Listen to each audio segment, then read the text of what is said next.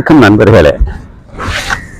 இன்று திருக்குறள் நறுக்குரை உரையாசிரியர் முனைவர் மீனாட்சி சுந்தரம் பெரியகுளம் உயர்நிலைப் பள்ளியினுடைய தலைமை ஆசிரியர். அதிகாரம் 17 அழுக்காராமை. ஒழுக்காரா கொள்க ஒருவன் நெஞ்சத்து அழுக்கார் இல்லாத இயல்பு. ஒழுக்கமுள்ளவன் பொறாமை கொள்ளான்.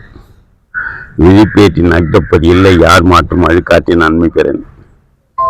பொறாமை இல்லான் செல்வத்தை பெறுவான். அரணாக்கம் வேண்டாதான் என்பான் பிறனாக்கம் பேணாது அழுக்கறுப்பான்.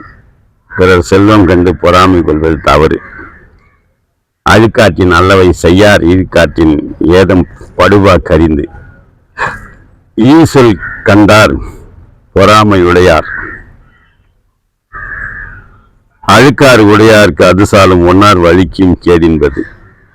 பகை தராத கேட்டினை பொறாமை தரும்.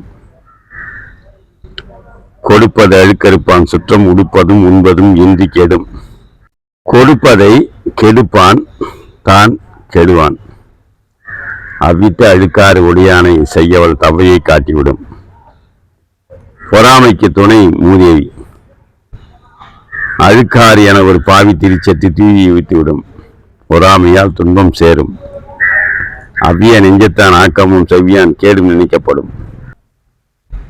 பொறை செல்வம் நிறையில்லை.